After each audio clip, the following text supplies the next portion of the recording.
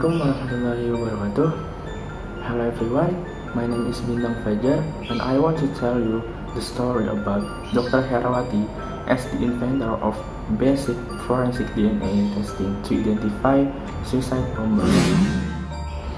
Once upon a time, precisely on September 9, 2004, there was a suicide bombing incident in front of the Australian Embassy in Kuningan, Jakarta. At the time, there was a woman named Professor Dr. Herawati Sudoyo, PhD.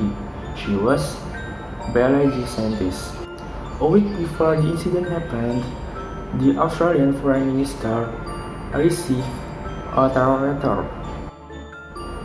Today, September 2, 2004, I have received terror letters in several hotels in Jakarta that have written threats to Australia.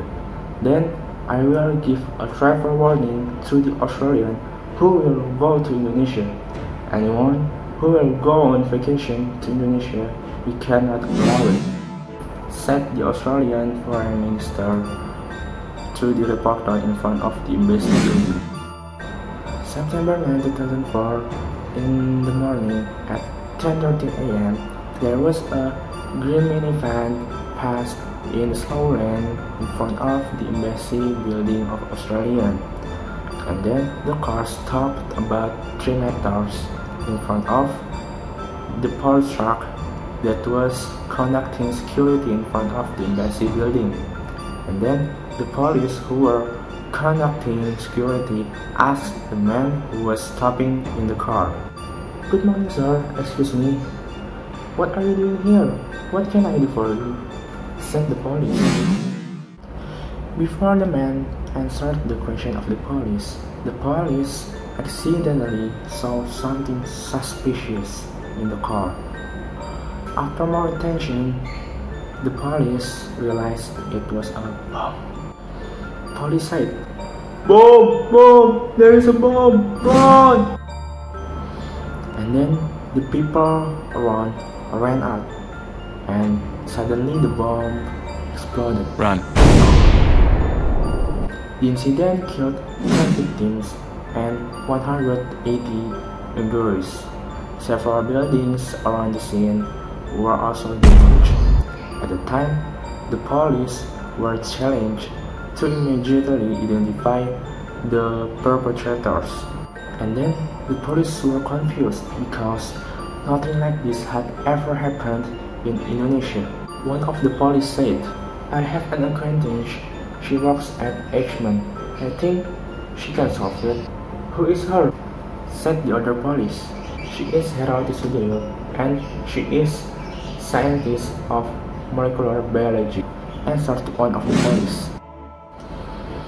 Herawati Sudoyo and her team from the H-Man Molecular Biology Institute, who was asked for help by the police, were then checking the situation at the crime scene.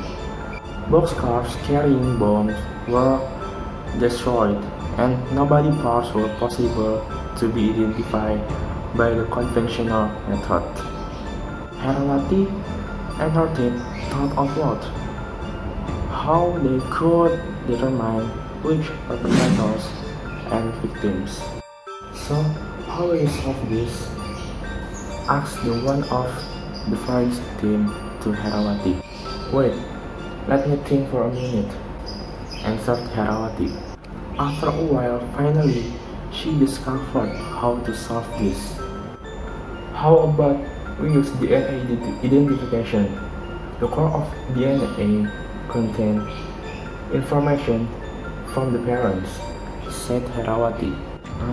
I'm sorry, ma'am, but we can determine which perpetrators and victims, and also we don't have time to identify all those who died," said one of her friends from the H-Man Institute. "That problem will overcome by collecting and examining body debris based on the prediction of the bomb explosion trajectory and the position of the perpetrators as the person closest to the bomb, the fragments of the perpetrators will be ejected further than the victim's fragments, said Herawati.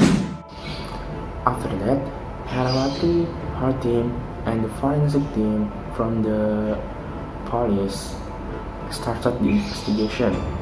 The theory developed by Herawati was correct. Body tissues originating from the further places had the same DNA profile as the close family that suspected.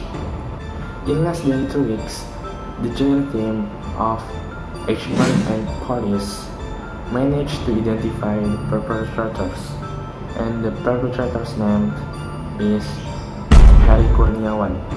Because of her success in uncovering suicide bombers in less than 2 weeks, Herawati Sudoyo received the Habibie Award in 2008 as the basis for DNA forensic examinations to identify suicide bombers. Okay, that's all from me. Thank you for your attention and thank you for watching. Wassalamualaikum warahmatullahi wabarakatuh. Have a nice day.